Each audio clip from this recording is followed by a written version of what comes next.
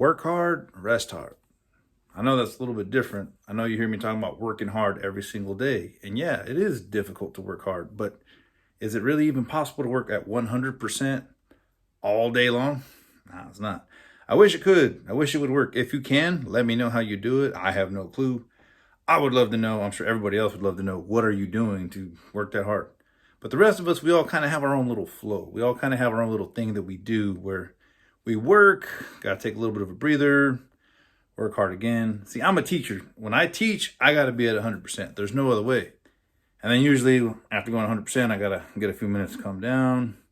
Next class starts, 100%. And then class finishes, come down.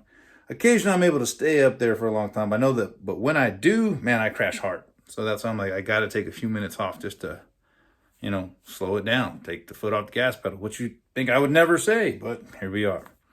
So the other thing I'm trying to come up with you guys is like, find your workflow. Some people can go like 70% of their best effort most of the day. And you know what? That's what works for you. Like some people need that endurance. Like a construction worker can't go hard for an hour, then go easy for an hour. Or maybe they can. I don't know how it works. You let me know.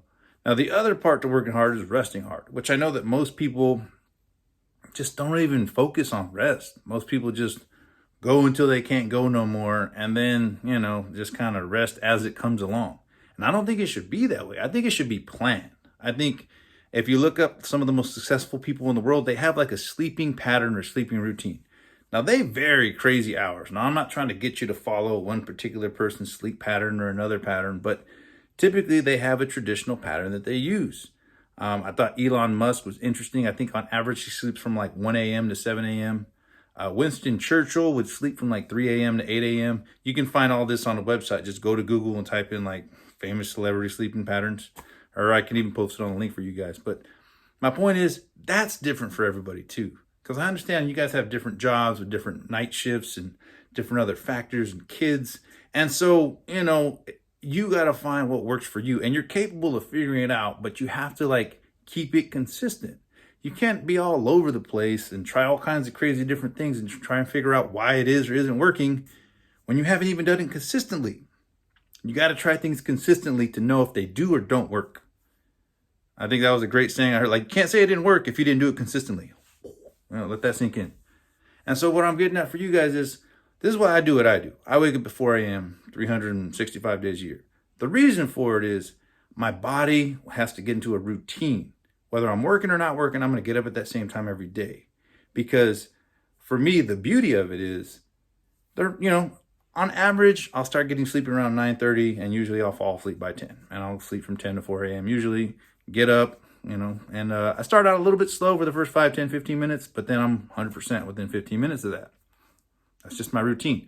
Now, there have been nights where me and, Katrina stayed up late watching shows or New Year's or whatever the case, stay up till midnight 1. I will still wake up at 4.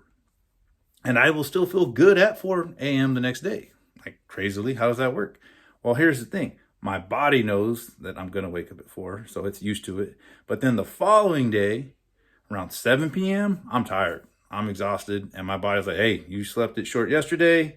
I know you're going to wake up at 4 today. 7 p.m., 8 p.m., I'm out. And so it's nice to have a predictable pattern. Now, am I telling you got to have my sleeping schedule? No. I've told you some of the sleeping patterns that some of these famous people have had. You know what? You got to find what works for you. But I think what it is, you have to have a consistent time to either A, fall asleep, or a consistent time to B, wake up.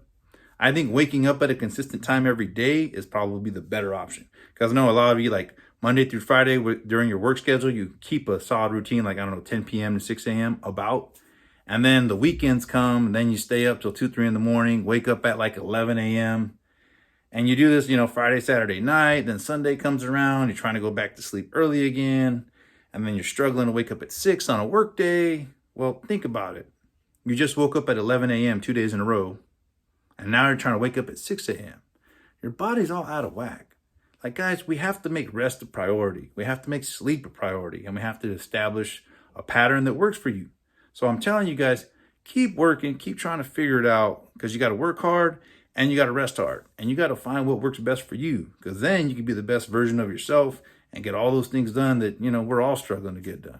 You can accomplish anything you want as long as you want to sacrifice one of the work. I believe in you. Go get them.